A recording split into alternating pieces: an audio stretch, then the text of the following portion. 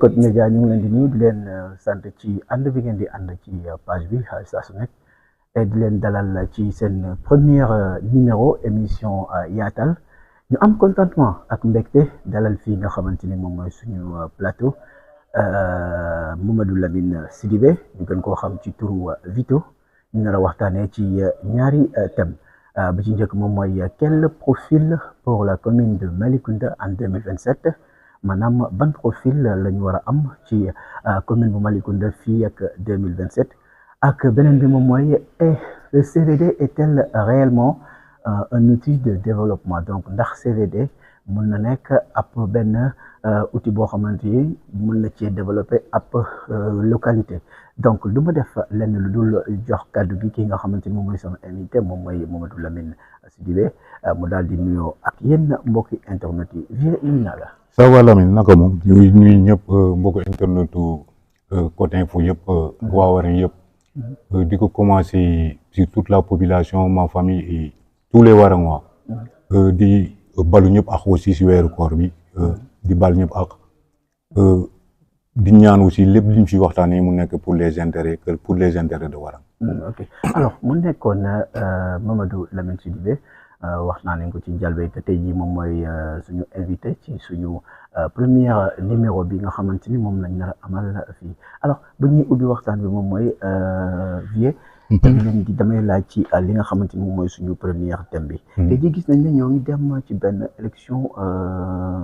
municipalité. maanaam élection mairie bi. tey jii ñu gis ay profil yoo xamante ni commencé nañoo déclarer seen candidature.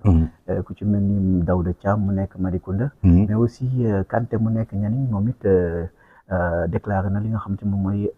candidature am. waaye ki ci mel ni suñu maire bi ba tey jii déclaré wul li nga xamante ni moo di candidature am. tey jii yow en tant que activiste comme ni ñu koy gisee des fois nga koy def. ban profil nga gis ne moo gën a baax ci commune bu Malicounda fii. waaw Lamine on comprend puisque politique ñun pour ñu xuus si dafay jafe puisque yoruñu outil yëpp pour mun ko développer. mais on comprend notre commune aussi lan mooy le développement de notre commune. le développement de notre commune moom ci commune dépendre moom moo nekk ki nga xam ne xam na les enjeux nga xam ne mooy développer la commune de Malicounda. on peut dire des profils comme Pape Samba Kanté moi dama koy wax en fait comme je suis patriote et que bokk naa ci benn parti je ne suis pas militant mais je suis sympathisant et que gis naa ne Pastef moom moo nekk à côté de Pastef ki nga xam ne il se déclare comme Pape Samba Kanté et que je vois c'est un bon profil et que lui il comprendra les enjeux de la commune de Malicounda puisque pour développer la commune de Malicounda ça commence par là zone sud puisque ça commence toujours par le tourisme c'est le tourisme qui développe les autres secteurs tels que même l'agriculture. Puisque s'il y avait des partenaires et tout, on pouvait faire pas connecter du basic, mais une industrie d'agriculture. Donc, pour comprendre, peut-être que nous aussi enjeu, mais que tu vois pour politique politicienne, comme je ça n'ira pas. Je donne un exemple comme le maire sortant. On ne peut pas dire le maire sortant et on a entendu aussi d'autres qui veulent être candidats comme Demba Sène, comme Pape Maïssa Faye de Zone Nord. Et que même je dama gis ne man personnellement bu ma koy analyser damay gis ne c'est géopolitique c'est Maguette qui est toujours là-bas entre les deux entre Pape Maïssa Faye et Demba Sène donc je ne les soutiens pas puisque Maguette je le soutiens plus puisqu'il est en ce moment le maire de la commune de Malicounda je l'ai soutenu pour faire maire depuis ça ne va pas dans la commune de Malicounda ça ne va pas il faut qu'on ose le dire il faut qu'on change celui qui ne comprend pas que c'est le tourisme qui est le premier secteur de développement de la commune de Malicounda ci da ngay indil problème ci olof moom mooy pour ñu am juste le profil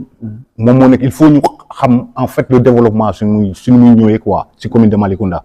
ku xamul enjeu le tourisme mooy développer la commune de Malicounda da ngay boo ñëwee say projet lépp day nax saay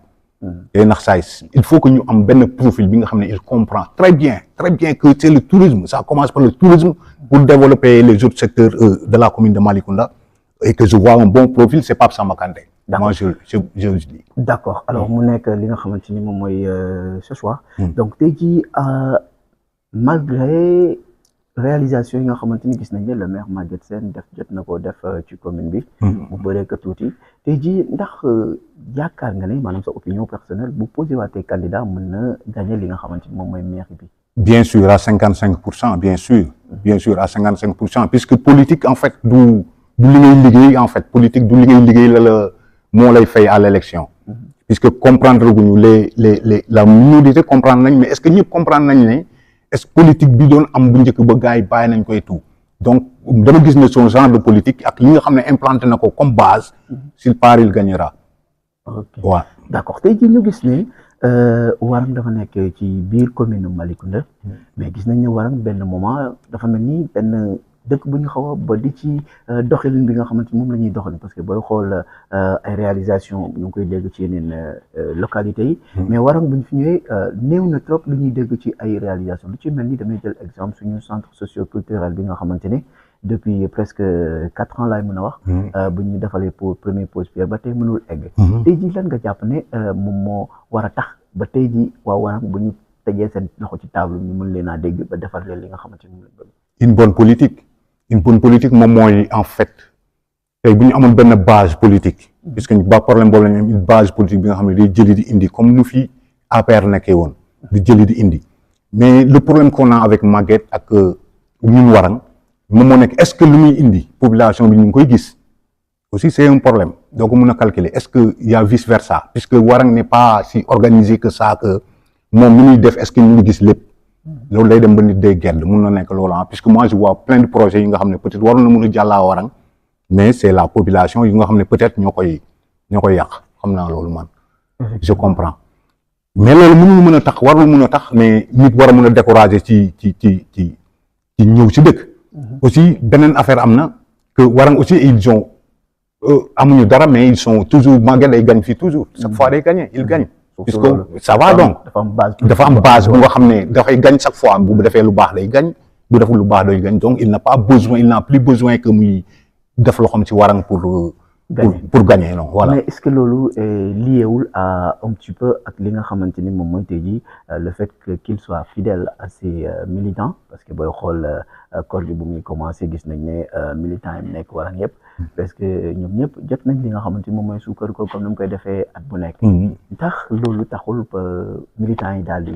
gën a yokk seen fidélité ci le maire Maguette. voilà c'est normal aussi c'est normal puisque booy xool entre aussi loolu dama koy kii en tant qu'activiste politicien aussi puisque j'ai fait la politique xam naa politique bu baax en étant jeune dama def politique trempé si ay parti en tant que grand si ay parti je comprends puisque politique bi booy xool nu mu élargir entre Warang Baling et Nianing puisque entre Warang et Nianing on se connaît presque tous Maguette am na fi base politique bu nga xam ne dafa réel mais am na fi loo xam ne entre frère sœur lay doon quoi am na ñoo xam ne dafa frère wandoo ak sœur ak ñoom pour nga am leen day yomb si politique même benn suukar boo leen ko joxee day doon honneur si ñoom suba bu vote jotee dañ lay voteel bokkul peut-être ak yeneen parti moom base boobu laa lay wax moo tax ma ne la à 55% mun na gagner les élections de 2027. bu fekkee ne présenté wu na. waaw bu fekkee présenté wu na. voilà alors mbokk yi yéen ñi nga xamante ni ne suivre ba tey seen émission yaatal ñoo ngi ci ba tey ma am fi invité muy Vieux Modou Lamine Sidibé ñu koy wax Vieux ba tey yéen a ngi ci li nga xamante ni moom mooy biir émission bi alors ma dem ci jàll ci li nga xamante ni moom mooy suñu deuxième thème bi di rappeler rek ni émission bi 15 minutes donc la war a durer donc deuxième thème bi mu nekk li nga xamante ni moom moo soxal lii di CVD bi nga xamante ne yow am nga ci expérience jiite ngeen ko pendant des années su ma juumalee tey jii ñu gis ne CVD bi mu ngi ci yeneen loxo yi nga xamante ne malgré seeni ay réalisations yi nga xamante ni def nañ ko au niveau de Warang tey jii ndax jàpp nga ne CVD bi mën na doon benn outil boo xamante ni mën naa développer Warang dëgg bu fekkente ne am nañu les hommes qu'il faut ci place yi il faut. oui merci Lamine pour question boobu puisque peut-être loolu laa gën a maîtriser ci politique bi may wax nii puisque le CVD j'ai été vice-président pendant 2 ans le plus jeune vice-président après Pape Bassène laa doon liggéeyal comme président puisque en fait booy wax ci dara il faut parler un petit peu d'historique dinaa ko gàttal ma def 2 ans en tant que vice-président le président de la commission finance avait démissionné il y avait pas quelqu'un je suis venu comme président de la commission finance en faisant le regroupement comprendre aussi lu bari ci Warang Lamine le CVD est un outil de développement bu efficace mais nan lañ koy utiliser man sama première formation CVD bi ñoo ma yóbbu il avait dit que ku am bac ku am brevet dañ lay yóbbu nga def stage au Samba bi c'est des bonnes idées le CVD bi si loolu la tegu woon pour des combats mais le CVD d'aujourd'hui ñëpp gis nañ puisque le CVD auparavant c'était un bureau des commissions est-ce que tu vois kenn du def dara te ñëwoo teg ko en réunion bureau ñu waxtaan ci même bu jaree ñu élargir ko ñeme woo je te dis jaay tracteur bu nga xam ne dafa paan te woote woo réunion élargie bu ñu demee ba warang tey ci n'importe quoi le CVD est utilisé maintenant à des fins yu nga xam ne kuy def lu bon ci dëkk bi ci CVD bi ngay jaar et je ne cache pas mes moments mais bien sûr on voit c'est palpable quand même c'est palpable Lamine c'est palpable et man du ma la wax mbala may toog fii di wax ma xam noonu loo xam ne dafay génn mais ñun lu ñuy assister c'est que des scandales peut-être l'occasion se présentera, je te le ferai passer au niveau du bilan financier. Ils ont utilisé 15 millions. Effectivement, ci bilan boobu il faudra que ñu ñëw ci parce que li ñu utilisé dafa bëri yaa ngi wax 15 millions parce que dernière réunion bi dégg naa ni 15 millions yoo xam te ne moom la ñu utilisé dafa mujjee écoulé ba caisse bi dara mujj ba des en plus il y avait des mën a dem naka mën a expliquer loolu yow wantaan loolu man c'est inexplicable mënu ma ko expliquer fenn puisque ku doon tourner en 2020 warang amul subvention c'était au moment du corona bit je dis on est arrivé à rouler à payer nos éboueurs puisque le CVD dafa am ay li nga xam ne da ko war a def ak loo xam ne waru ko def le CVD lépp li ko war au début c'est de gérer salubrité dëkk bi d'abord foofu base boobu lañ ko teg puisque dañu infuser le comité de salubrité ak le CVD et que man en 2019 wax naa leen ko il faut les séparer le comité de salubrité reste comité de salubrité comme tous les autres villages et que le comité c'est un bureau qui fait que décider si loolu CVD bi loolu la décider s'il y a un problème dans le village nit ñëw na dal ci kaw nit CVD bi pour loolu la woon du pour fecc du pour organiser bal c'est pour cela man je n'ai jamais été d'accord que benn xale jël CVD bi le CVD ça devait être géré par ay mag ay kilifa warang en 2019 on est dans la démocratie mais la démocratie il y a la démocratie il y a la démocratie mais il y a le profil il y a la démocratie et il y a le profil manipulé par ñi ko fal puisque ce qu'on voit ci CVD bi léegi ay mag ñooy fal xale yi léegi di leen def loolu ñuy bëgg def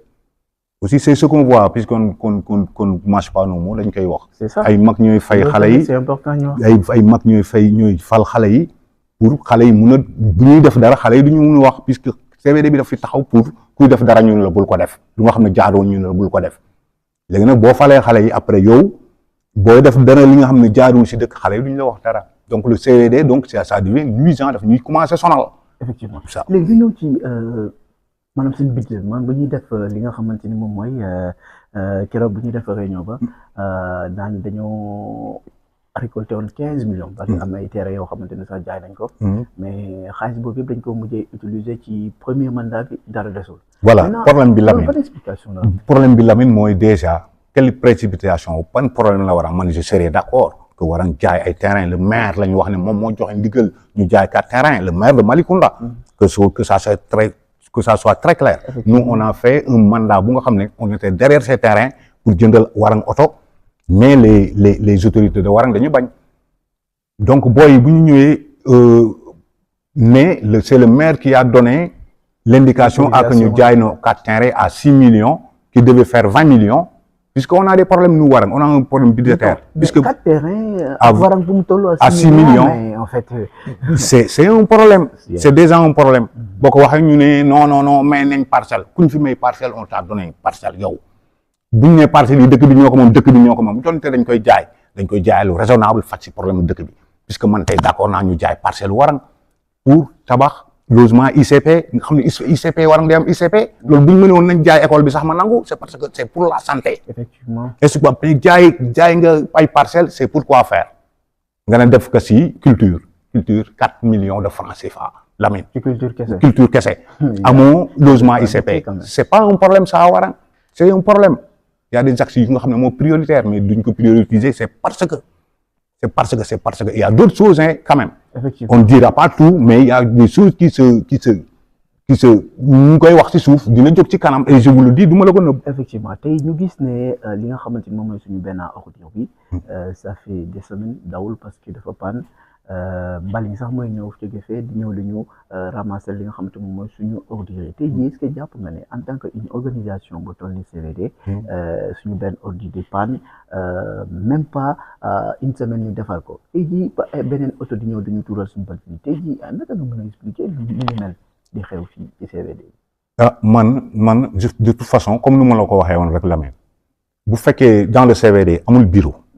Il y a 2 ou 3 personnes qui gèrent ñoom la ñu gis ne c'est am mais quel est le bureau qui est dans ce bureau il faut que ñu savoir décortiquer un système Lamine boo ñëwee ci FC bi c'est les mêmes personnes ñoom ñooy tourner au niveau du CVD ñoom ñooy tourner au niveau du CDS ñoom ñooy tourner au niveau des nawetaan c'est le même groupe. alors mbokk yi lii lañ leen di andiloon ci seen émission yaatal di leen jox di daje ba beneen yoon incha allah ak beneen invité.